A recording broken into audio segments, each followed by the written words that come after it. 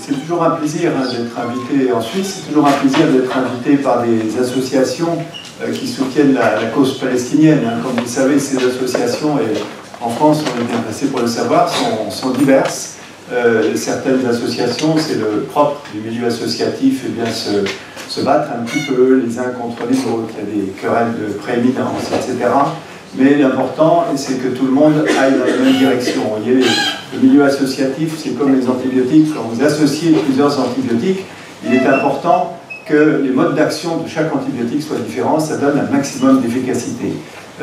En ce qui me concerne, je suis proche d'une association même qui s'appelle Euro-Palestine, et on est un petit peu le act-up des associations de soutien à la Palestine, en ce sens qu'on n'hésite pas à provoquer, à défiler dans la rue. On apprend à nos jeunes un zeste de désobéissance civile, parce que finalement, quand l'État se trompe, c'est important de lui montrer. Et ça ne m'empêche pas d'être invité très régulièrement avec des amis d'associations, je dirais, plus tranquilles, comme l'association France-Palestine Solidarité. Et je m'aperçois d'ailleurs avec le temps que la position de ces différentes associations converge, en particulier sur la fameuse question de l'avenir du conflit israélo-palestinien, un État, deux États, mais finalement tout ça est en train de converger. Donc je crois que toutes ces querelles interassociatives en fait ne font que produire encore un peu plus d'énergie pour soutenir nos amis palestiniens, et c'est très bien. Alors merci donc à Amir, et merci à Lawa, merci à Samir, à tous les amis ici. Et pour commencer cette présentation qui va s'articuler en différentes parties, avec des aspects, j'étais à Gaza encore la semaine dernière, donc on parlerait un petit peu des aspects sanitaires, quelle est la situation actuelle, les aspects économiques aussi qui sont très importants, les aspects politiques, et puis surtout un aspect à la fin qui m'intéresse énormément en ce moment, qui nous intéresse, qui intéresse nos amis palestiniens, qui est l'aspect juridique. Mais pour commencer, nous sommes ici dans l'Université de Genève. Alors je voudrais poser une question à l'Assemblée. Qui dans l'Assemblée, levez la main, connaît Max von Berchen? Levez la main, Max von Berchen. Ah, vous savez, c'est les cordonniers sont les plus mal chaussés. Eh bien, Max von Berchen était un citoyen de Genève, de l'Université de Genève. Il a fait ses études ici, c'était à la fin du 19e siècle. Et il a fait partie de ce qu'on appelait à l'époque les orientalistes, c'est-à-dire les gens qui s'intéressaient énormément au monde arabe en particulier. Il est devenu un arabisant. Il est devenu spécialiste des écritures arabes sur les monuments. Et il a fait une vingtaine de voyages en Palestine, en Syrie. Il a écrit un livre entier sur son voyage en Syrie. Je pense que vous devriez le trouver ici à la bibliothèque. C'est intéressant de le lire car il a été écrit juste avant la chute de l'Empire ottoman.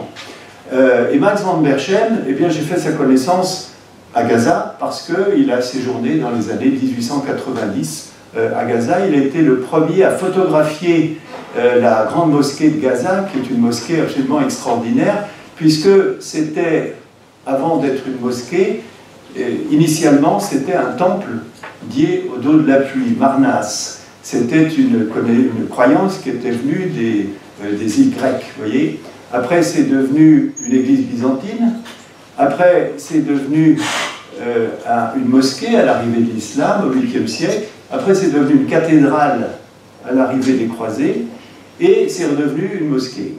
Et c'est aujourd'hui toujours la mosquée principale de la ville de Gaza. Et Max von Berchen a été le premier à photographier cette mosquée assez extraordinaire, puisque dans son architecture actuelle, qui remonte en gros à 500 ans, un petit peu plus même, eh bien ça ressemble à une église traditionnelle française, puisque c'était une cathédrale, vous voyez, 1200 quelque chose, 700 ans. Max von Berchen a pris tout ça en photo, et il est resté un lien entre l'Université de Genève et la ville de Gaza, un lien universitaire qui s'est matérialisé très récemment, puisque vous avez des chercheurs, des archéologues, à la fois gazaouis et français, Jean-Baptiste Imbert, qui ont fouillé depuis des années à Gaza, qui ont fait un travail extraordinaire pour retracer l'histoire anti-islamique de Gaza. Ceci a abouti à une exposition itinérante qui a eu sa première ici, à Genève, au musée d'art et d'histoire. Qui a vu cette exposition? Ah, quand même, oui, on arrive à 2, c'est déjà pas mal. Voilà. Vous voyez que c'est une très vieille tradition qui vous unit, qui unit votre université à cette bande de Gaza. J'ai découvert Max von Berchem, là je fais ma pub, mais je ne gagne pas d'argent, j'en perds même beaucoup, ma femme me le reproche. Et c'est un livre qui raconte l'histoire de Gaza, non pas l'histoire du conflit récent, non pas l'histoire du dernier siècle, mais l'histoire de Gaza des origines à nos jours. Alors celui, c'est pas moi qui l'écris, je n'ai en effet que la traduction, c'était fait par un journaliste britannique qui a passé toute sa vie au Proche-Orient, arabisant, et c'est très intéressant de découvrir l'histoire depuis les origines, parce que même si on est influencé par cette culture récente, même on croit être limité à un certain aspect de nos origines, en réalité, on est imprégné, les Gazaouis le sont, de toute cette histoire plurimillénaire, puisque finalement la Palestine, c'était une jonction entre l'Afrique et le continent euro-asiatique. C'est par là que sont passés les premiers hommes à l'aube de l'humanité, c'est là qu'ils se sont implantés, et on retrouve des vestiges de plus de 6000 ans d'histoire à Gaza, y compris aujourd'hui. Vous avez tous entendu parler, par exemple, de cette statue métallique en cuivre d'Apollon, qui a été retrouvée, soi-disant, par des pêcheurs de Gaza il y a 2 ou 3 ans. C'est le plus grand Apollon métallique qu'on ait jamais décrit. On pourrait construire un musée autour de cette pièce, comme on a fait des musées autour de la statue de Néfertiti. Bien entendu, cet Apollon n'a pas été découvert dans la mer, d'après mes amis archéologues, car le cuivre n'aurait jamais supporté le sel de la mer. Il a été trouvé dans le sol, bien entendu. Vous savez, Gaza est un gruyère. Et donc, il y a des vestiges très anciens. Il y a aussi des vestiges chrétiens extrêmement intéressants, puisque nous avons à Gaza, je dis nous, parce que finalement je me sens un petit peu gazaoui depuis le temps, depuis 15 ans que j'y vais régulièrement, nous avons à Gaza eh bien, le plus ancien site monastique du Proche-Orient, sous la forme du monastère de Saint-Hilarion, avec des mosaïques extraordinaires, avec 3 basiliques qui ont été construites simultanément, c'est-à-dire qu'on remplissait avec les moines et les pèlerins, on remplissait 3 basiliques en même temps. Et donc il y a tout un vestige historique. Bon, ce ne sont pas les pyramides, beaucoup de choses ont été abîmées, mais comme disent mes amis de Gaza, les effets positifs, eh bien, nous avons une situation géographique, nous avons le sable, beaucoup de vestiges sont encore à découvrir, y compris par l'archéologie sous-marine, et donc il y a un passé historique à Gaza à découvrir, et avec déjà eh bien, une préfiguration d'un musée qui a déjà été organisé là-bas, et qui j'espère pourra faire l'objet d'expositions itinérantes. Il y a une journaliste, dont j'ai oublié le nom malheureusement, suisse, qui a écrit un petit livre justement sur cette exposition qui est venue au musée d'art et d'histoire de Genève, car cette exposition est sortie de Gaza dans des caisses sous siège. Donc ça fait partie encore de ces petits exploits qu'ont réussi les Gazaouis à faire sortir tout ça, à reconstruire des mosaïques de 20 mètres carrés ici, et puis au cours de la tournée en Europe. Voilà, donc si vous vous intéressez à l'histoire, à prendre un peu de recul sur ce conflit terrible, eh bien je vous engage à savoir ce qu'il y avait avant à Gaza et qui existe toujours aujourd'hui. Il existe une communauté chrétienne à Gaza, il existe une église qui est dans les basements, dont les fondations et même une partie des murs remontent au IVe siècle. Bien entendu, l'ensemble ne date pas du IVe siècle, mais l'origine c'est le IVe siècle, et à l'arrivée de l'islam, eh bien, les envahisseurs, entre guillemets, c'était un envahissement assez soft, peu guerrier, ont divisé tout simplement les lieux de culte entre chrétiens et musulmans, et encore aujourd'hui, dans la vieille ville de Gaza, eh bien, vous avez une centaine de mètres, la principale mosquée, la principale église, et les deux, bien entendu, sont en activité. Donc, il y a un sujet, hein, s'il y a des journalistes qui sont intéressés par faire un sujet avec des images, il y a des images magnifiques à prendre sur le thème des chrétiens de Gaza. Peu de gens s'imaginent qu'il y a des chrétiens à Gaza, ça existe. Et il y a des vestiges, il y a des images à montrer, il y a un passé très riche qui n'est pas du tout refusé par l'administration en tout cas. Alors, quelques mots sur les nouvelles en ce qui concerne mon domaine. Je suis chirurgien, je vais opérer régulièrement là-bas, et puis aussi dans d'autres pays d'ailleurs, dans un domaine spécialisé que la chirurgie des membres, les séquelles de guerre. D'ailleurs, ces jours-ci, un certain nombre de mes élèves ont travaillé à Paris, puisque nous avons maintenant des séquelles et même des blessures de guerre aiguës au niveau de notre capitale. Et donc j'étais à Gaza il y a une huitaine de jours, et quelle est l'évolution de la situation? Alors l'évolution, on me le reproche souvent d'ailleurs, l'évolution n'est pas si mauvaise que ça, en ce sens que malgré des conditions d'un siège extrêmement serré, puisque vous savez que dans un territoire qui contient à peu près l'équivalent de la moitié de la ville de Paris, vous n'avez que quelques dizaines de personnes qui peuvent entrer et sortir chaque jour. Donc c'est pas un siège où les gens meurent de faim, mais c'est quand même un siège d'une intensité extraordinaire. Eh bien, malgré ça, dans le domaine sanitaire, la situation se dégrade. Elle se dégrade notamment depuis le coup d'État en Égypte, car la fermeture de l'Égypte a été catastrophique, mais la situation maintient quand même, et ce sont les chiffres de l'Organisation mondiale de la santé, maintient les critères de santé de la bande de Gaza dans le groupe des pays moyennement développés, voire des pays supérieurement développés. En ce sens que il y a toute une série de critères qui sont pris en compte, comme la mortalité infantile, la longévité, le nombre de consultations prénatales des femmes, etc. etc.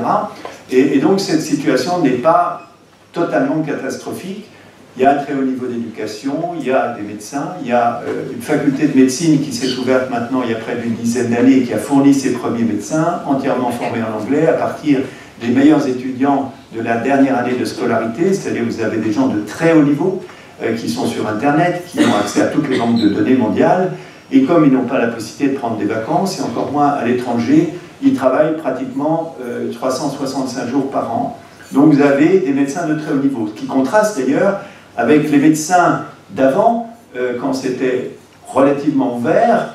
Il n'était pas possible pour les médecins palestiniens d'être formés dans les universités israéliennes, je ne reviendrai pas sur les détails, et donc ils étaient formés à l'étranger, dans les ex-républiques d'Union soviétique, en Roumanie, aussi dans les pays arabes, avec donc une diversité dans la qualité de la formation qui donne un résultat bon, qui n'était pas mauvais, mais en tout cas qui n'était pas d'un niveau supérieur. En particulier, par exemple, ce que nous appelons nous des médecins généralistes, ben là-bas, ça n'existe pas, parce qu'il n'y a pas eu de formation en médecine générale dans tous ces pays-là. Et le médecin de médecine générale, eh bien, c'est la base d'un système de santé qui fonctionne. Vous voyez, il n'y a pas que les spécialités. La plupart des spécialistes étaient des spécialistes formés sur le tas. Ils sont revenus, ils ont commencé à opérer, au bout de 10 ans, ils opéraient bien, vous voyez, mais sans véritable formation académique et structurée dans le domaine des différentes spécialités chirurgicales. Eh bien, en 15 ans d'évolution, j'ai vu un changement très étonnant avec une fac de médecine qui a sorti ses premiers médecins et plus d'une dizaine de filières de spécialisation qui sont créées et qui fonctionnent à l'intérieur de la bande de Gaza avec des enseignements qui sont faits sur place et surtout avec des enseignements par téléenseignement, vous voyez, par e-learning, avec des enseignants du monde entier. Vous avez à Gaza, pratiquement dans toutes les filières de formation, vous avez une partie des cours qui sont faits par des enseignants qui sont à l'extérieur du pays. Et vous avez même des congrès. Moi, j'ai participé personnellement à 3 congrès successifs. Et vous avez 200 chirurgiens, je participe aux congrès chirurgicaux, 200 chirurgiens de Gaza qui se réunissent et qui font le point des avancées, chacun dans leurs différentes spécialités. Et j'ai été très étonné du niveau de la qualité des travaux, des études, des techniques utilisées et aussi des résultats. Chirurgie cardiaque, neurochirurgie, transplantation rénale, etc. Voilà, donc Gaza, ce n'est pas un pays sous-développé, tenu par une bande de fous furieux qui cherchent à rester au pouvoir. C'est quelque chose de tout à fait différent. Je le raconte au cours de ces 15 années dans ces petites chroniques que j'ai écrites au jour le jour. Et il n'est pas intéressant de voir ce qui se passait en 2002, ce que pensaient les gens en 2004, les gens que j'ai pu rencontrer en 2008, compte tenu du recul que nous avons maintenant sur ces événements, ce qui s'est passé depuis.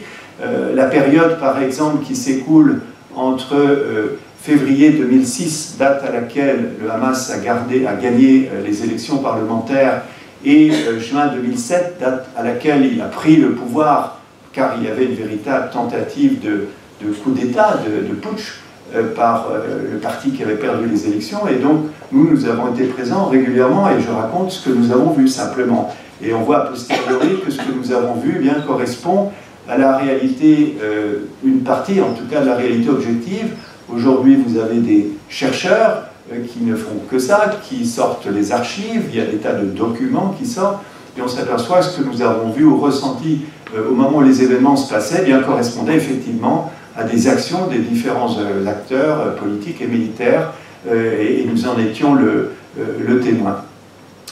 Alors cet état sanitaire, bien entendu, il y a des choses, des côtés tout à fait négatifs, et en particulier un certain nombre de ces critères qui sont ceux de l'Organisation mondiale de la santé, eh bien, se sont dégradés depuis peu, et ils se sont dégradés en particulier depuis deux événements qui sont la fermeture de la frontière égyptienne à la suite du coup d'État en Égypte début juillet 2013 et à la suite de la guerre de l'été 2014 où, vous le savez, beaucoup de gens ont été tués, beaucoup de gens ont été mutilés, mais aussi des conditions de reconstruction ne sont pas encore présentes, et donc vous avez des gens qui travaillent dans une promiscuité qui sont insupportables, un taux de chômage catastrophique, et donc tout ça a bien entendu des répercussions sur la santé mentale en particulier, mais également sur la santé tout court, et on assiste maintenant à un renouveau, une nouvelle augmentation de la mortalité infantile, une augmentation des maladies de l'enfant du bas âge,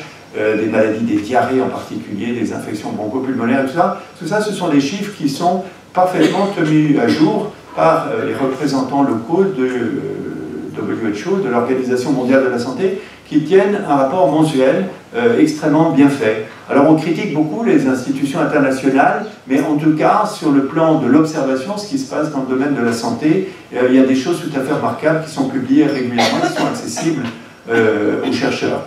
Le problème numéro 1 de la santé, en dehors de ceux que je vais indiquer ici, c'est bien entendu le problème du cancer, puisque le cancer dans une population dont l'espérance de vie est importante, de plus de 70 ans, eh bien, une grande partie de la population est atteinte un jour ou l'autre du cancer, et quand on n'a pas les moyens de dépistage, qu'on n'a pas les IRM pour faire les examens, surtout quand on n'a pas les appareils pour traiter, Israël n'autorise toujours pas la présence de radiothérapie dans la bande de Gaza, alors qu'aucun physicien le plus génial du monde ne pourrait utiliser un produit radioactif pour traiter un patient cancéreux, pour faire quelque chose de dommageable à autrui.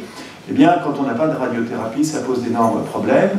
Lorsque les flux de médicaments sont insuffisants, il n'y a pas une chimiothérapie qui soit commencée selon un protocole, qui puisse être terminée selon le même protocole. Donc tout ça pose des problèmes extraordinaires, et on va très très vite, bien entendu, aux politiques, en ce sens que toute une série de projets ont été faits par des acteurs internationaux, et en particulier par la France, pour doter la bande de Gaza de centres de traitement du cancer, et tout ça a été brutalement abandonné le jour des élections gagnées par le Hamas en 2006. Et donc moi j'ai vu pourrir dans des bâtiments des appareils d'IRM, des gamma caméras qui n'ont jamais été utilisés un seul jour, tout simplement parce qu'il n'y a pas eu le suivi de ce don qui avait été fait à l'époque par la France. Des médecins ont été formés, ils ont été formés en France, aujourd'hui ils parlent français comme vous et moi. Ils ont la possibilité même de travailler en France du fait de leurs compétences, et ils ont beaucoup de mérite pour la plupart d'entre eux d'être retournés à Gaza. Bien, ces médecins sont pratiquement au chômage technique. Alors, bien entendu, comme dans toute population soumise à la pression, eh bien, il y a des effets de résistance, il y a des choses qui se créent. Il y a un centre de cancérologie infantile qui est en voie de finalisation. Il est associatif, mais avec de très gros moyens. Et ce sont des médecins palestiniens formés, compétents, qui vont travailler dans ce premier centre.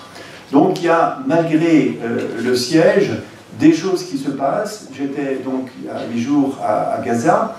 Il y a un magnifique bâtiment qui a été construit déjà depuis plusieurs années pour doubler la capacité de l'hôpital Shifa, qui est le principal hôpital de la bande de Gaza.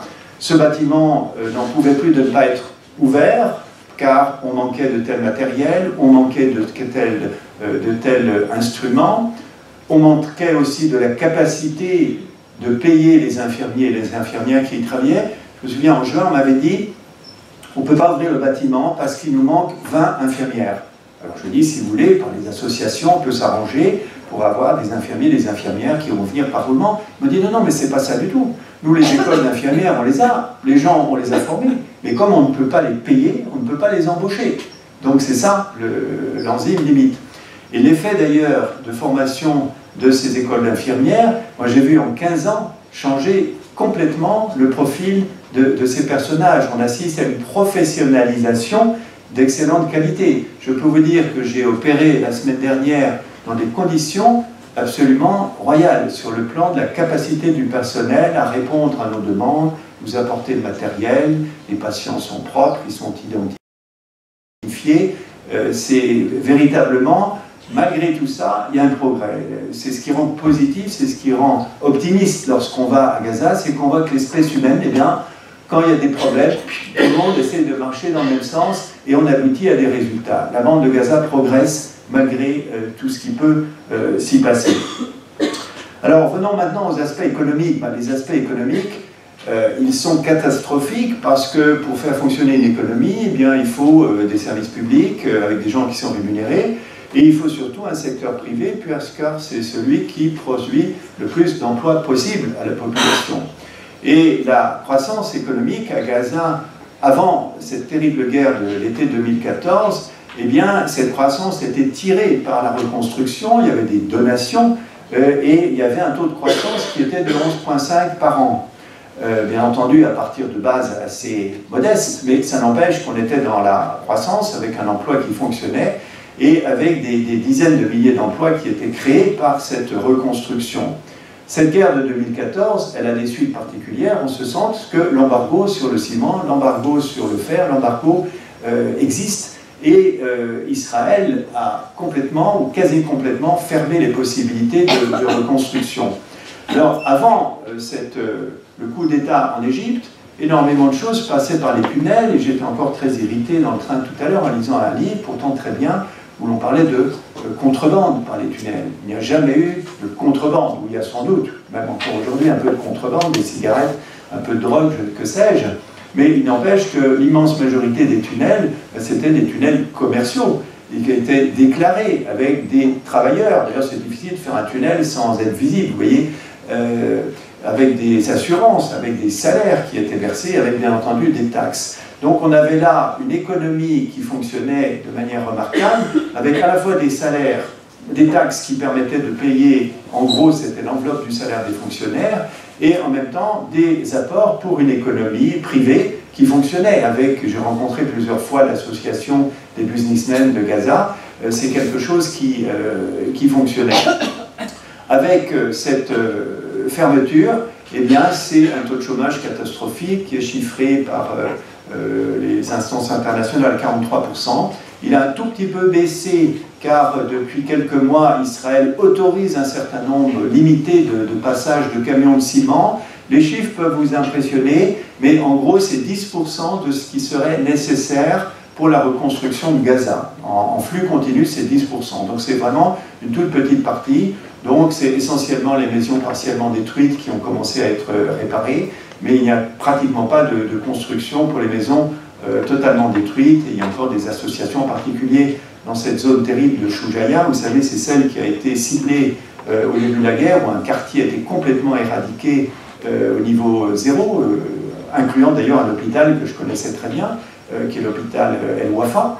J'ai visité ces ruines avec un ami chirurgien qui, au milieu des décombres, me montrait l'emplacement de son bureau, l'emplacement de la salle d'opération, et tout ça maintenant a été rasé.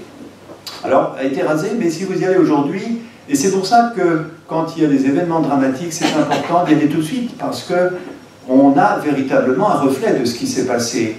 Dès le lendemain, ça y est, la population de Gaza se met au travail. Alors, on n'a pas de ciment pour reconstruire les maisons, les bâtiments, les universités, les écoles, les hôpitaux, mais on a quand même des gens qui travaillent, et là, il y a un deal qui est fait. Les entreprises de récupération, Gaza est la meilleure entreprise de récupération du monde, je crois qu'on peut le dire. Je rêve d'une conférence internationale sur l'autosuffisance au niveau de la bande de Gaza, car ils ont tous quelque chose à dire. Que ce soit les enseignants, les agriculteurs, les commerçants, tous, ils ont quelque chose à raconter, ils ont une expérience extraordinaire à donner. Et donc, quand un immeuble a été détruit, bien, on donne gratuitement l'immeuble à une entreprise, et l'entreprise va se payer sur la récupération.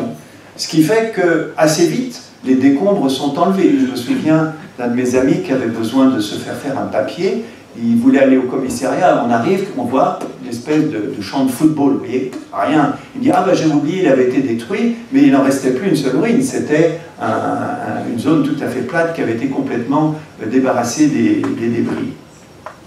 Donc, cet emploi privé n'existe pas, taux de chômage catastrophique. Alors, on en est, un peu comme à Paris d'ailleurs, sauf que ça a été interdit ces jours-ci parce que, à cause du plan d'urgence, on en est effectivement à distribuer de la nourriture gratuitement, on en est à distribuer des billets aux familles pour eh bien, faire que chacun ait à peu près le minimum. Alors ces billets, ils sont parfois tout neufs, vous voyez, en dollars, vous voyez ce que je veux dire. Et actuellement, en ce qui concerne en tout cas les fonctionnaires, 40% du salaire est versé régulièrement tous les mois. Alors ce n'est que 40%, mais c'est capital, c'est un versement régulier tous les mois. Lorsque j'étais au mois de juin la dernière fois, eh bien, il y avait toute une série de personnels qui travaillaient totalement gratuitement. Et ce qui montre bien d'ailleurs que vouloir essayer de créer une insurrection, une espèce de guerre civile en affamant les gens, ça ne marche pas parce que les gens savent très bien que s'ils n'ont pas leurs revenus, ce n'est pas à cause de l'administration, ce n'est pas à cause du directeur de l'hôpital. Il ne peut strictement rien. Donc on voyait des entreprises de nettoyage qui travaillaient pour rien. Et puis il y a des financements internationaux qui ont réussi à payer les entreprises pour nourrir les patients dans les hôpitaux, etc. Et tout ça se remet en marche avec à chaque fois eh bien, une adaptation, des tentatives. En ce moment, il faut trouver de l'argent, donc on met des taxes. On met des taxes sur les permis de conduire, les certificats, que sais-je. Bien entendu, ça ne crée pas de monnaie, mais ça, associé à ce qui parvient quand même par les tunnels, eh bien, ça permet de tenir et d'éviter les mouvements de population les plus graves, d'éviter la désespérance. Et éviter la désespérance, eh bien, c'est éviter aussi qu'il y ait des bombardements, qui soient des roquettes qui sont envoyées sur Israël, parce qu'il y a une retenue extrême actuellement du pouvoir politique vis-à-vis de ces actions violentes, car pour une fois qu'ils ne sont pas ciblés, eh bien, ils espèrent souffler un peu et voir les autres faire avancer chacun son propre dossier. Alors, il y a aussi des choses dont on ne parle pas, et j'ai eu la chance, si j'ose dire, la semaine dernière, d'être bien mis au point sur une nouvelle méthode qui a été imaginée, je ne sais pas par qui, pour aggraver encore le siège du côté de l'Égypte.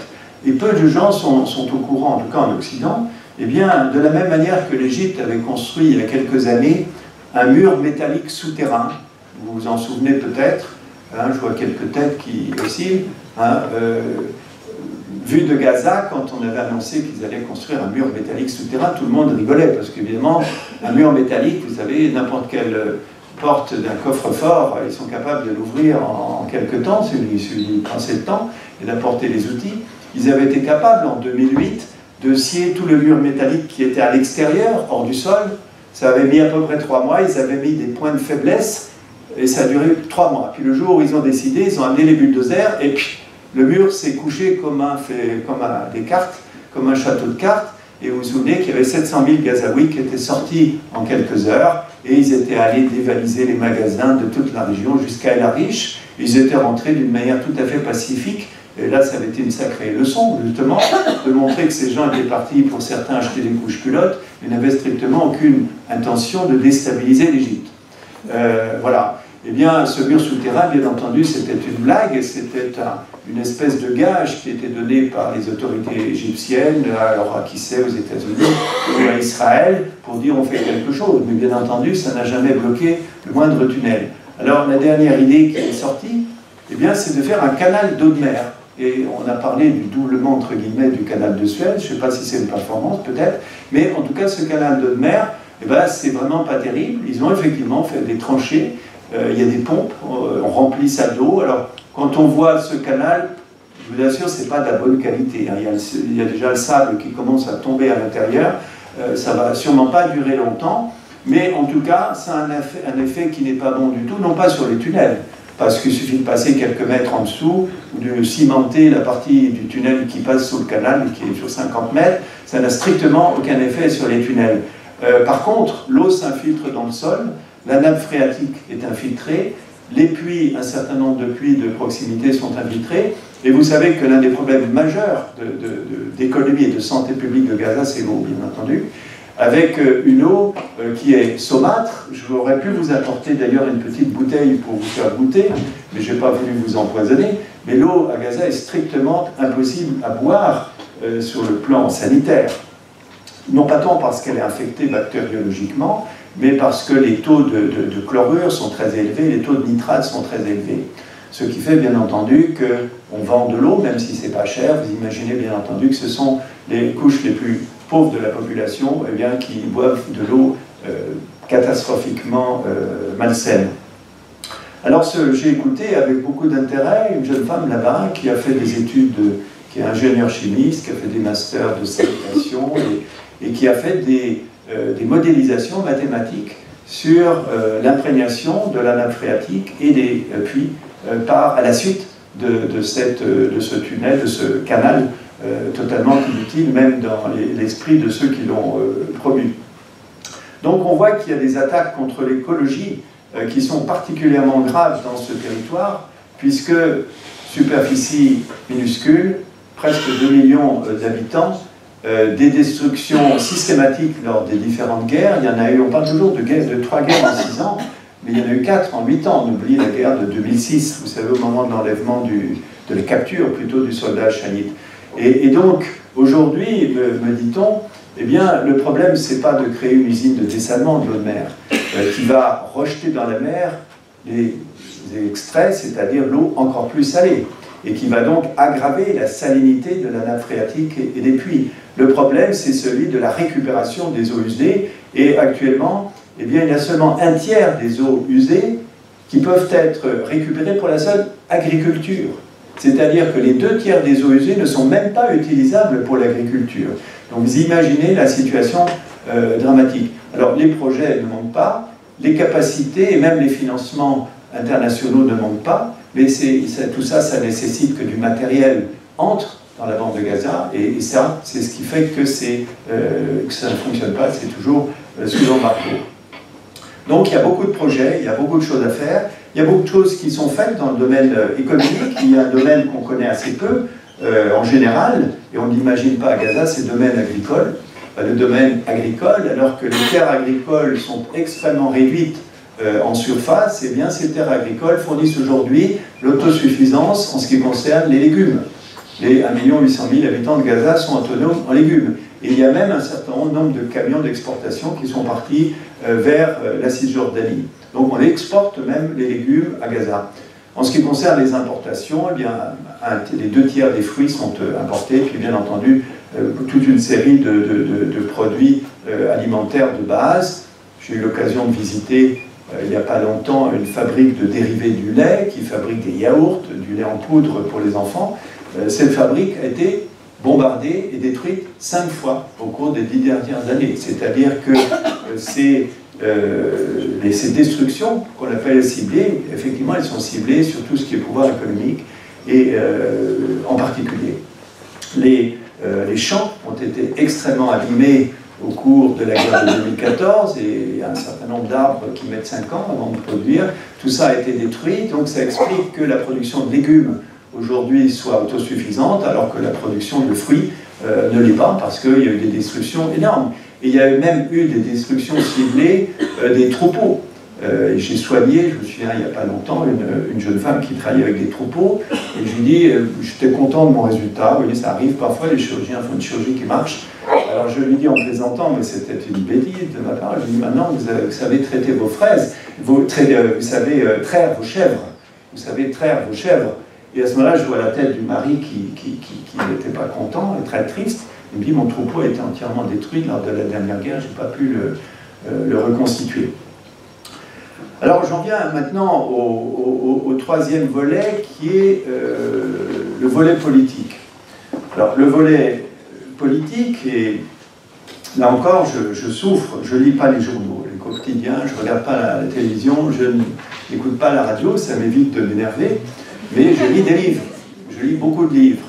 Et enfin tout à l'heure, je lisais encore un livre qui pourtant est un livre très bien, je ne le citerai pas, mais il est très bien parce que c'est un livre de chercheur, ou plutôt de chercheuse, qui a travaillé pendant des années, qui a fait une thèse de science, une thèse plutôt, oui, une thèse sur la politique extérieure du Hamas, donc depuis une dizaine d'années, pas plus. Donc ce livre est extrêmement documenté. Ce livre repose sur beaucoup d'interviews de terrain, y compris à l'extérieur du terrain, lorsque les dirigeants de Gaza pouvaient sortir. Donc c'est un livre qui apporte énormément d'éléments d'information factuels, mais le fond idéologique du livre, et c'est répété régulièrement, c'est nous avons à Gaza un pouvoir politique qui a pris le pouvoir par la force, alors que c'est quand même le contraire qui s'est passé. Il y a eu une tentative de putsch contre un pouvoir légalement élu, démocratiquement. Bon. Tout ce qui est la politique étrangère ou interne du Hamas, eh bien, est lié à des querelles de personnes, à des querelles de factions, à des rivalités à l'intérieur du parti, comme s'il n'y avait que là-bas qu'il y avait des rivalités à l'intérieur des partis politiques, et dans un but unique qui est d'asseoir une domination sur la bande de Gaza. Alors là, c'est terrible parce que s'il y a des gens qui réclament des élections démocratiques, eh bien, ce sont bien les gens qui aujourd'hui administrent Gaza. Et ces gens, eh bien, ayant été défaits par les bombes, ayant été bombardés, assiégés, ils auraient très bien pu rentrer chez eux. C'est ce qu'ont fait les ministres. Et ce qu'il y a d'assez extraordinaire, eh bien, c'est que Gaza fonctionne un peu comme peut-être la Belgique. Vous vous souvenez que la Belgique n'a pas eu de gouvernement pendant un an. Je crois que ça n'a pas empêché les Belges de dormir. Eh bien, l'administration fonctionne. C'est-à-dire que les problèmes sont réglés. Les destructions sont réparées, les hôpitaux fonctionnent, ils fonctionnent même très bien, les universités fonctionnent, l'enseignement fonctionne. Et donc je crois qu'il est vraiment très très déloyal de ne raisonner concernant cette administration de la bande de Gaza qu'en termes de factions, de pouvoir, et je crois que c'est vraiment, ça fait pas d'un grand aveuglement, et c'est assez choquant de la part de chercheurs. Alors cette situation politique actuelle, eh bien, en interne, contrairement peut-être à ce que vous imaginez, eh bien, en interne, la situation est stable. C'est-à-dire qu'il y a une véritable sécurité.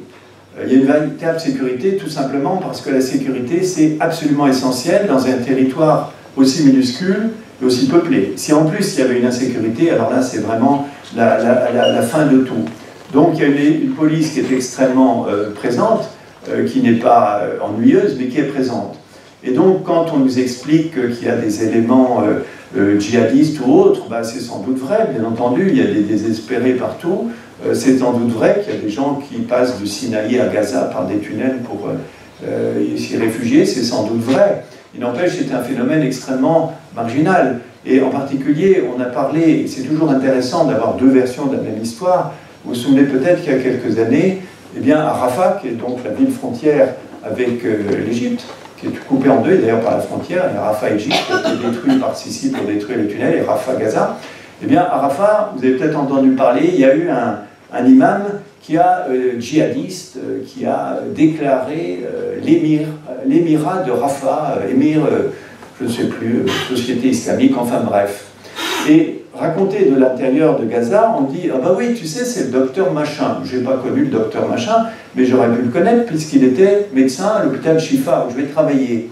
Et puis le gars, il a commencé à arriver le matin disant qu'il avait vu le prophète pendant son sommeil, qu'il lui avait dit ceci ou cela. Alors les gars lui ont dit « Écoute, il faudrait que tu te reposes un petit peu. » On a commencé à lui donner un café et tout, etc.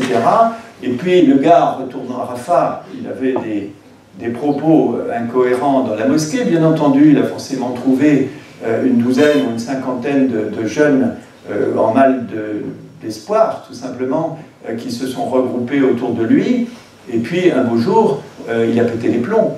À ce moment-là, on a envoyé un émissaire à la mosquée en disant « Écoutez, c'est pas sérieux », l'émissaire a été tué. Bon, à ce moment-là, on a envoyé l'armée, et ça a été vite réglé. Et moi, j'ai eu l'occasion de voir un des jeunes qui était retranché avec ce type complètement débile. Et ce gars, bah, il avait fait amende honorable, il avait dit « je suis ». Et ça, vous voyez, c'est quand même des leçons qu'on peut tirer quand même des gens qui appartiennent à des cultures qui ont des cultures millénaires et qui, sur un certain nombre de points, sont différentes de nous. Eh bien, ayant fait amende honorable, il est retourné chez lui. On ne l'a pas mis en prison, on ne l'a pas pendu, on ne lui a pas... il était là... Et c'est mon ami Mohamed Rantissi qui l'a soigné, j'ai vu, il a eu plein de fractures partout, et le gars est arrivé sur ses deux béquilles, merci docteur, etc. Vous voyez, Donc ces histoires de djihadisme à Gaza, on a parlé aussi beaucoup du centre culturel français qui a fait l'objet de 2 attentats. Bon, je ne vais pas vous raconter en détail l'histoire, mais bon, il y a des histoires derrière, et ça ne justifie absolument pas qu'il n'y ait plus de représentants culturels de la France à Gaza. C'est très dommage, parce que finalement c'était le seul, du temps de Jean Mathieu, il faisait un excellent travail. Les Palestiniens francophones, ils sont pas très nombreux, ils sont à peu près 200, c'était véritablement un club de francophonie, et un club aussi d'échanges universitaires, les boursiers, tout que sais-je. Donc tout ça c'est terminé, c'est tout à fait dommage parce que il y a eu 2 explosions la nuit qui n'ont tué personne. Bon, enfin bon.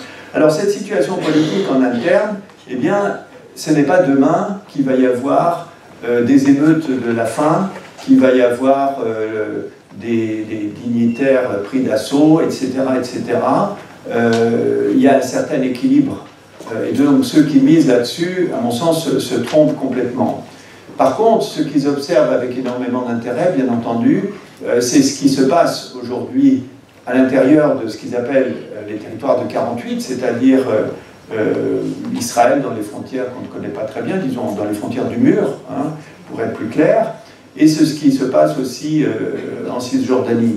Ça fait longtemps d'ailleurs qu'ils attendent de voir ce qui se passe en disant, nous, on a payé le prix avec les colonies, on a payé le prix avec les 3 à 4 guerres qu'on a eues, il faudrait bien que de l'autre côté ils se débrouillent, même si c'est pas facile, parce que la Cisjordanie, il y a pratiquement un soldat derrière chaque colon, il y a même des endroits où on a beaucoup plus de soldats que de colons, l'exemple d'Hébron, que beaucoup d'entre vous connaissent, c'est la cristallisation du conflit le plus aigu qu'on puisse imaginer, puisque dans une ville où il y a 200 000 Palestiniens, il y a 500 colons protégés par plusieurs milliers de soldats. Vous voyez, donc c'est une situation complètement explosive que cette situation-là. Et donc, malgré les arrestations régulières, malgré les rafles, malgré les prisons israéliennes qui sont pleines, malgré le fait que 700 000 Palestiniens sont déjà passés par les prisons israéliennes, un homme adulte sur 4 est déjà passé par les prisons israéliennes. Eh bien, malgré tout ça, eh bien, Israël n'arrive plus à maintenir, à tenir la Cisjordanie, et même, et c'est assez nouveau, relativement nouveau, eh bien, à l'intérieur même du territoire israélien, eh bien, c'est un petit peu la panique. Cette panique s'est matérialisée d'ailleurs par les déclarations d'un général qui s'appelle Eisenhower, et Eisenhower a fait en public, et ça lui a été tellement reproché que je crois que ça a complètement disparu d'Internet, a fait en public une réflexion disant, écoutez, quand je vois, et ces images, un certain nombre d'entre vous les avez vues, aujourd'hui, il ne peut rien se passer nulle part, y compris ici, sans que ça soit le lendemain sur Internet. Et donc, en dehors de tous ces authentiques crimes de guerre qui ont été commis par les soldats israéliens sur un certain nombre de personnes, des femmes, des enfants, eh bien, en dehors de tout ça, qu'est-ce qui a stupéfait une partie de la population israélienne? C'est de voir ses propres soldats courir et fuir et se carapater lorsqu'on parlait d'un Palestinien qui était armé d'un couteau. Et ça, les réflexions d'Eisenhower correspondent véritablement à ce qu'on ressent en Israël. La population juive israélienne est une population de type occidental, c'est-à-dire une population qui n'est pas capable de supporter un certain degré d'insécurité, qui n'est pas capable de supporter une guerre où il y aurait autant de morts que du côté adverse. Vous voyez, c'est complètement différent en termes de perception. Le service militaire de 3 ans est exécré maintenant des jeunes Israéliens. Ils sont comme tous les jeunes occidentaux du monde, avec leur portable, leur Internet, ils rêvent d'aller se balader, ce qu'ils arrivent à faire, eux, en Thaïlande ou en Inde ou en Grèce. Et donc cette population-là n'est absolument pas prête à mourir pour défendre les frontières de 48 ou pour se battre contre un ennemi insaisissable. Et Eisenhower disait, moi quand je vois la population des teenagers, ceux qui ont 10 ans aujourd'hui, et qui voient se carapater leurs aînés qui ont aujourd'hui 20 ans, je me dis que dans 20 ans, Israël sera absolument ingouvernable, indéfendable. Et il suggère une réorientation complète de la politique de défense israélienne, qui était une politique d'agression. L'armée israélienne, vous savez, s'appelle l'armée de défense d'Israël, mais c'est une armée d'agression, en ce sens que sa politique de sécurité intérieure eh bien, reposait jusqu'à présent sur une frappe massive de tout ce qu'il y avait à l'extérieur, physique, moral, économique, pour assurer un bien-être et une sécurité à l'intérieur des frontières de 1948. Et aujourd'hui, eh bien, ils se rendent compte qu'il faut retourner complètement cette politique de sécurité en termes de sécurité préventive, de prévention, d'alerte précoce. C'est-à-dire que c'est à l'intérieur même du territoire israélien qu'il faut réorienter complètement l'activité de la police et de l'armée. Donc cette analyse, eh bien, pour les gens de Gaza, montre qu'il se passe véritablement quelque chose, et donc il observe avec la plus extrême retenue, je vous l'ai dit, sur le plan militaire pour ne pas jeter de l'huile sur le feu, pour ne pas provoquer des réactions, pour ne pas se désigner comme des cibles et comme responsables de tout, comme Israël a d'habitude de le faire. Alors, pour terminer, je vais vous parler juste de deux petits livres qui sont là. Très rapidement, celui-ci, c'est La vallée des fleurs. Vous voyez, La vallée des fleurs, vous voyez, c'est la traduction Marjazour, c'est le champ des fleurs. Eh bien, contrairement à ce que son nom indique, vous voyez, ce qu'on voit sur la photo, c'est un endroit très désertique qui est situé au cœur du Liban. Et je me suis intéressé à cet épisode parce que, au cours de ces 15 années, on m'a présenté régulièrement à des gens, des ministres, des profs, mais aussi des toubibs, généralement des gens assez éduqués, en me disant, bah, tiens, c'est un ancien de la vallée des fleurs. Alors on me dit, qu'est-ce que c'est que cette vallée des fleurs? Et je me suis documenté, j'ai appris qu'en 1992, peut-être que certains s'en souviennent, eh bien, Yitzhak Rabin, alors que les négociations d'Oslo allaient s'amorcer, ou s'amorçaient, eh bien, avait capturé 400 Palestiniens du Hamas et du djihad islamique et les avait balancés dans l'hiver dans les montagnes libanaises, en se disant comme ça, ils vont se diluer, et ça va éviter qu'il y ait une opposition au dialogue qui sont instaurés maintenant entre Israël et le Fatah. Et ces 400, eh bien, lorsqu'ils sont arrivés à 3 h du matin, dans la neige, à 1000 mètres d'altitude, habillés parfois très légèrement, ils avaient été capturés chez eux pour la plupart, d'autres en prison, ils ont dit on ne bouge pas, on refuse d'avancer, on refuse de se diluer dans le Liban, on refuse de faire 400 nouvelles familles déportées de notre terre natale. Et ils sont restés sur place. À une époque où le téléphone portable n'existait pas, Internet, etc., ils ont réussi à faire un buzz médiatique. Les caméras du monde entier sont arrivées. Le Conseil de sécurité a voté dans les 24 heures une résolution en disant ces 400 déportations en groupe, sans jugement individuel, sont totalement illégales. Ils doivent rentrer chez eux. Donc ça a été le début d'un bras de fer qui a duré 1 an. Et pendant que les diplomates s'agitaient, pendant que la Cour suprême israélienne expliquait que tout ça était fort légal et que Rabin disait, ben, vous voyez, notre conscience est tranquille, le droit est pour nous, et bien pendant toute cette période, les gars en haut, eh bien, au lieu de faire le coup de poing, au lieu d'attaquer Israël comme le faisaient d'ailleurs les groupes palestiniens depuis des dizaines d'années, eh bien, ils sont restés sur place. Il y avait des professeurs, ils ont créé une université sur les cailloux, il y avait des étudiants, ils ont créé des filières d'enseignement, il y avait des médecins, ils ont créé un dispensaire. Et toute la population du Sud-Liban est venue sur place, c'est devenu le lieu de séjour du week-end. On a créé un petit musée d'écologie, ils ramassaient tout ce qu'ils faisaient, ils ont fait un musée de toutes les plantes et de tous les animaux qu'ils trouvaient sur place.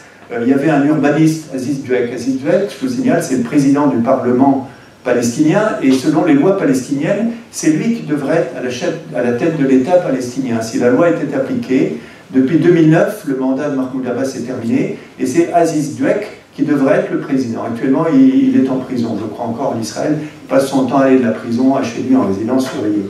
Aziz Dweck, c'est un géologue urbaniste. Aziz Dweck, eh bien, il a organisé l'implantation des tentes en fonction du terrain, de la géologie, etc. Ils ont créé toute une petite société qui a fonctionné pendant 1 an. Et puis, au bout d'1 an, Israël était bien contraint, sous la pression internationale, de permettre à ces gens de rentrer chez eux. Et ils sont rentrés.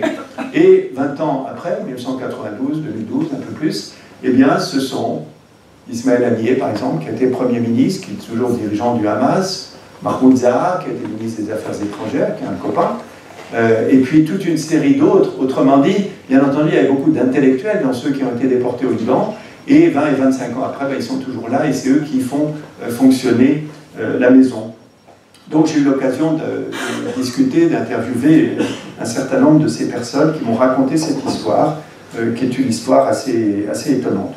Et puis j'en termine avec l'aspect juridique, qui est un aspect qui est extrêmement important, j'espère vous en convaincre. Je n'étais pas à Gaza au moment de la guerre de 2014, je devais y être, parce que nous allions 3 fois par an là-bas, et notamment début juillet. Et puis début juillet 2014, c'était la période du Ramadan, et on nous avait demandé de venir plus tôt, parce que les patients préfèrent ne pas se faire opérer pendant cette période, qui est une période de fête, évidemment. Et donc nous sommes venus en juin. En juin, vous vous en souvenez, il y a eu 3 adolescents qui ont été kidnappés et tués en Cisjordanie. Le jour même où ça a été annoncé, M. Netanyahou a dit que c'était le Hamas qui était responsable, et donc à Gaza, ils se sont su tout de suite qu'ils allaient faire l'objet d'une nouvelle guerre.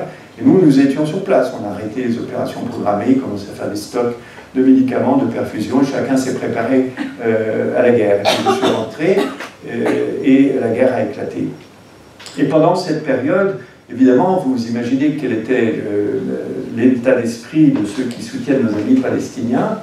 Et je raconte dans le livre comment une plainte a pu parvenir au niveau de la Cour pénale internationale pour crimes de guerre, comment des dossiers extrêmement solides ont pu être extraits en pleine guerre, avec des communications qui étaient très difficiles, avec les ministères qui avaient été bombardés, qui étaient fermés, comment nous avons réussi à obtenir des mandats, car un avocat ou un cabinet de l'avocat ne peut agir que sur mandat de personnes ou de responsables, et nous avons obtenu, dans des conditions assez rocambolesques, le mandat du ministre de la Justice palestinien, le ministre Mahmoud Abbas, de son gouvernement d'union nationale, et il se trouve que ce ministre, eh bien, il habitait Gaza, et on s'est dit, il doit être particulièrement motivé, étant bombardé en ce moment, pour signer un mandat, ce qu'il a fait.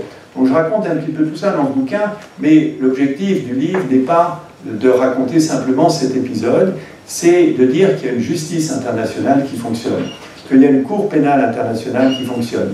Et vous avez tous entendu ou lu des articles où l'on descend véritablement cette cour pénale, c'est une cour de racistes qui n'a jugé que des dictateurs africains, alors qu'il y a énormément de crimes qui sont commis à beaucoup plus grande échelle au monde entier. Tout ça est parfaitement vrai, mais j'ai essayé, ne connaissant rien à la question, je ne suis pas juriste, eh bien j'ai essayé de comprendre, et ayant compris un certain nombre de choses, je l'ai mis en termes, je crois, relativement clairs. Surtout, c'est pas un bouquin de droit, c'est un bouquin qui raconte la cour pénale, en gros, elle est effective depuis 2002.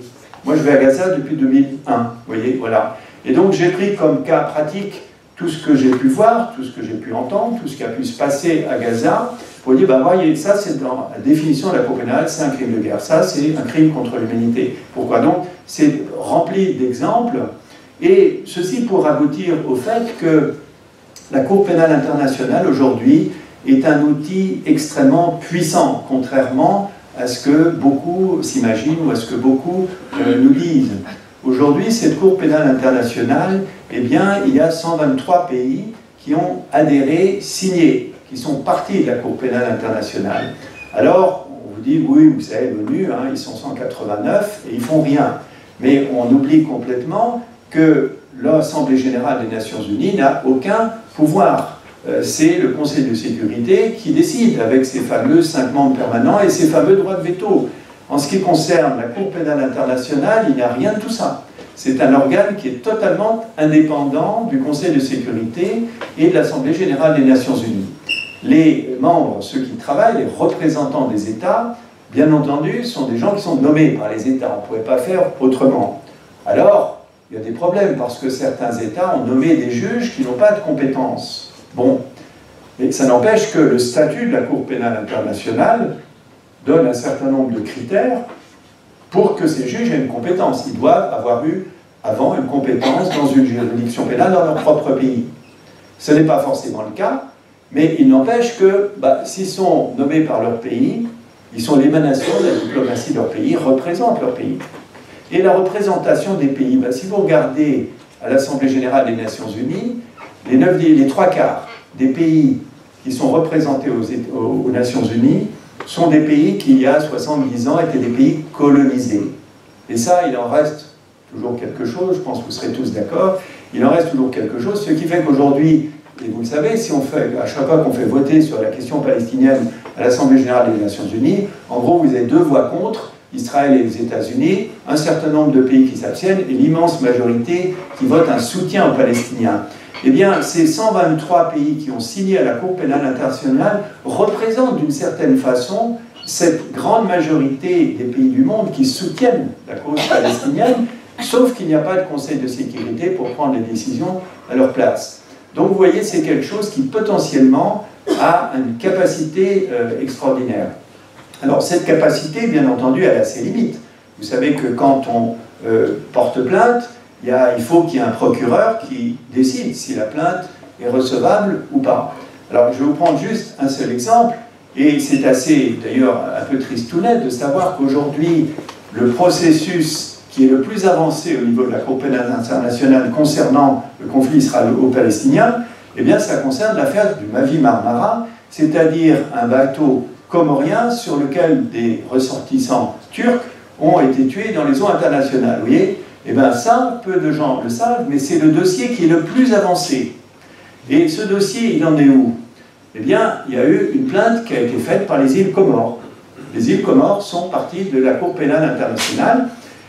Alors, je vous rassure tout de suite, il n'y a pas que les pays qui sont partis de la Cour, qui ont adhéré à la Cour pénale internationale, qui peuvent porter plainte, parce que la Cour pénale internationale, contrairement à ce qu'on vous a raconté, ses statuts sont extrêmement bien faits. L'objectif, c'est quoi? C'est de défendre les populations civiles. Et donc, il est possible qu'un État soit défait, qu'un État soit un État voyou, et n'empêche que les populations civiles de cet État ont droit à une certaine protection. Et donc, on peut saisir la Cour pénale internationale quand on est parti, quand on a adhéré, mais aussi une association, un procureur, une autorité au sens large, eh bien, de n'importe quel pays peut saisir, même si son propre pays n'a pas adhéré à la Cour pénale internationale, et j'en donne un certain nombre d'exemples dans ce livre. Autrement dit, les Comores ont adhéré. Israël n'a pas adhéré. Et bien entendu qu'on peut traîner devant la Cour pénale internationale des dirigeants, car je vous rappelle qu'à la Cour pénale internationale, elle traite des dirigeants, des personnes. On ne va pas condamner un État, on va condamner des personnes, ce qui est beaucoup plus pertinent, beaucoup plus efficace. Eh bien, ce n'est pas parce qu'on n'a pas adhéré à la Cour pénale internationale qu'on ne peut pas être traîné devant les tribunaux. On n'a jamais demandé à un assassin de reconnaître la légitimité du tribunal devant lequel il passe. Donc tout ça, c'est prévu. Les statuts sont extrêmement bien faits. Donc ces îles Comores, eh bien, motivées par les familles qui ont été massacrées là-bas, de ceux qui ont été massacrés, ont porté plainte à la Cour pénale internationale. Alors, j'explique dans le bouquin le mécanisme. On apporte le dossier, le procureur décide s'il est recevable ou pas. S'il est recevable, il passe à la Cour, il y a un procès, des jugements, et tout ce que vous voulez. Alors, le procureur, on a beaucoup critiqué le procureur de la Cour pénale internationale. Le premier, c'était M. Ocampo, et pour vous le dire très, très brièvement, M. Ocampo ne répondait à aucun des critères requis dans le statut de la Cour pénale internationale pour être le procureur de la Cour pénale internationale. D'abord, on demandait qu'il parle anglais, il ne parlait pas anglais, ok. Ensuite, il est écrit noir sur blanc qu'il s'agit d'une personne qui doit être de haute qualité morale et de haute compétence juridique. Bon, pour vous dire en deux mots, M. Ocampo avait été condamné avant d'être nommé procureur de la Cour pénale pour des faits analogues à M. Strauss-Kahn. Voilà. Et donc, je sais de l'intérieur de chancellerie que quand il n'était pas d'accord avec quelque chose, on lui disait écoutez, ça serait mieux que vous soyez d'accord, parce que sinon on va ressortir des dossiers. Bon. Donc vous imaginez que, comme procureur, pendant 8 ans, je crois que son mandat est 8 ans, ça n'a pas été véritablement le fer de lance de la Cour pénale internationale. Alors aujourd'hui, on est au deuxième procureur, c'est Mme Fatou Bensouda, qui est une Ghanéenne, et donc aujourd'hui on observe ce qu'elle fait. Eh bien, pour l'affaire du Mavi Marmara, après un temps qui n'a pas été extrêmement long, elle a rendu un avis négatif. Elle a dit non, je ne le transmets pas à la Cour, mais vous savez que dans les décisions de justice, il n'y a pas que le résultat global qu'il faut analyser, il faut voir le texte, ce qui est écrit. Et ce qui est important dans son refus, eh bien, c'est qu'elle a dit, il ne fait pas de doute qu'il y a eu des crimes de guerre qui ont été commis sur le Mavi Marmara. Deuxièmement, il ne fait pas de doute que le siège de la bande de Gaza, qui était la cause finalement, qui avait motivé ce bateau, est illégal. Donc déjà, ce n'est pas rien qu'au niveau de la Cour pénale internationale, ces deux choses aient été enregistrées. Mais elle a ajouté, le crime n'est pas d'une quantité suffisante, l'expression n'est pas très heureuse, ce n'est pas des milliers de morts, bon, pour que je puisse m'en occuper. Bon. Moyennant quoi, les îles Comores ont fait appel. Et quand on fait appel selon le statut de la Cour pénale internationale, eh bien l'appel est jugé par la Cour. C'est-à-dire qu'on saute par-dessus le procureur. Donc ça y est, c'était la première fois dans l'histoire du conflit. Figurez-vous qu'aujourd'hui, il n'y a encore eu aucune plainte contre le siège déposé à la Cour pénale internationale. L'autorité palestinienne, qui pourtant a adhéré au statut de Rome, n'a toujours pas porté plainte au jour d'aujourd'hui. Bon. Là, ce sont les îles minuscules des Comores qui ont réussi à entrer dans la Cour. Et après un temps qui a été assez limité, je crois que ça a été quelques mois, le rendu de la Cour, qu'on appelle la Cour préliminaire, la chambre de première instance, a été absolument meurtrier pour Mme Bensouda. Je vous engage à le lire, c'est parfaitement lisible, il n'y a pas besoin de connaître le droit pour ça. Il y a un arrêt de 25 pages qui dit la procureure, son rôle c'est de défendre les populations civiles. Elle a failli dans son rôle de défense des populations, elle a failli, il y a toute une série de fautes qui sont listées dans la décision de la chambre préliminaire, et donc nous enjoignons la procureure de mener, selon la règle de la Cour pénale, une enquête préliminaire, de convoquer les parties et de constituer un dossier à nous renvoyer. Moyennant quoi, la procureure, et là, bien entendu, on peut avoir deux analyses, elle a fait appel de la décision de la Cour. Alors on peut dire, bon, c'est quelqu'un d'horrible, elle défend Israël jusqu'au bout, on n'y arrivera pas, etc. Mais on peut aussi voir les choses différemment. Cette chambre de première instance, elle est constituée de trois juges, pas beaucoup. Et sur les trois juges, et la décision elle est publicité, elle est publique, elle est écrite, il y en a deux qui ont voté pour le texte 25 pages dont je vous ai parlé, puis il y en a un qui a été contre. Et il a été contre, et il a eu le droit, c'est la règle, et c'est une bonne chose d'expliquer pourquoi. Qui est ce juge qui a voté contre? Eh bien, ce juge, c'est le juge de la République tchèque. Alors ça vous dit sans doute rien, moi ça ne me disait rien non plus.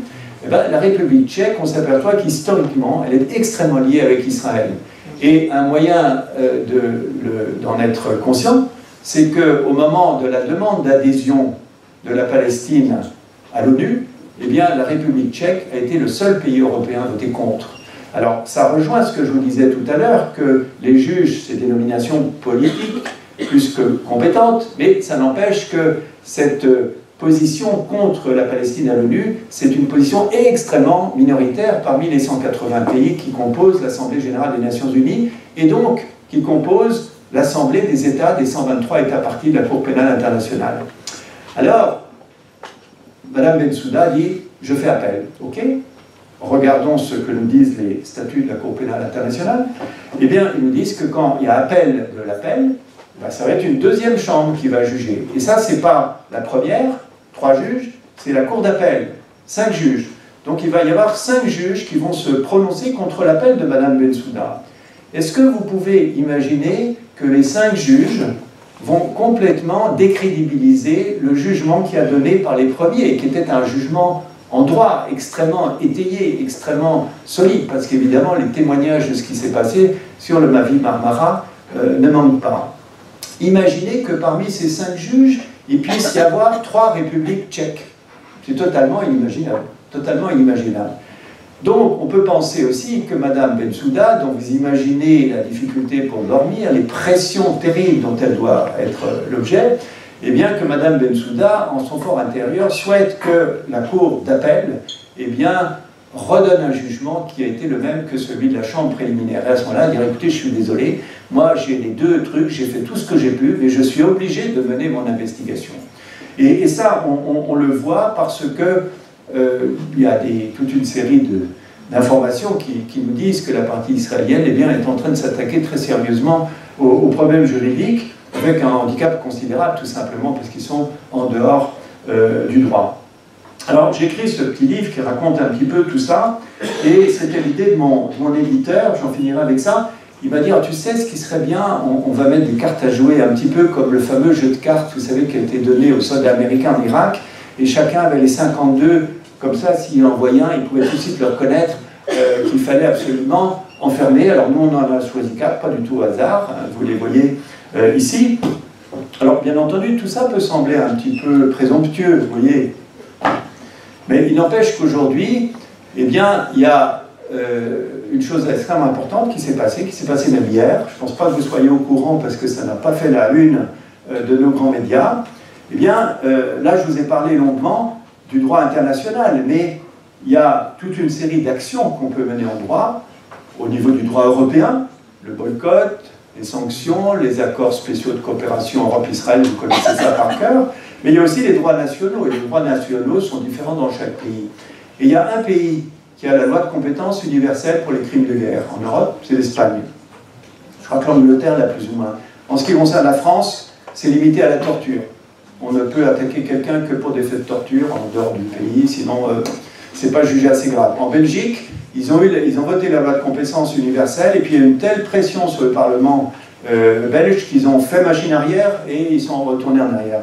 En Espagne, ça existe, et ça existe même depuis longtemps, puisque vous vous souvenez sûrement qu'il y a eu toute une série d'actions des juridictions espagnoles au moment contre l'Amérique du Sud. Vous voyez tous les dictateurs en Amérique du Sud, vous vous souvenez de Pinochet qui était inculpé par le juge Garçon, les gens d'Amérique du Sud ne pouvaient plus voyager en Espagne parce qu'ils allaient se faire coffrer.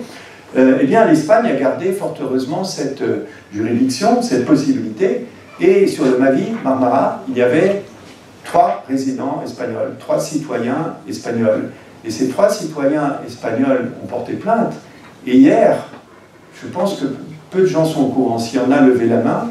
Et, oui, 2, 3, 4, oui. Eh bien, hier, un juge espagnol a lancé 6 mandats d'arrêt contre M. Netanyahou et toute une série de responsables militaires qui sont autour de lui et donc qui ont contribué de manière déterminante à l'attaque du Mavi Marmara. Donc vous voyez que toutes ces actions menées de manière opinable, très technique, eh bien tout ça, ça fait de la pression, c'est quelque chose qui peut aboutir. Voilà, j'en ai terminé, je ne sais pas si j'ai respecté mon temps. Très bien.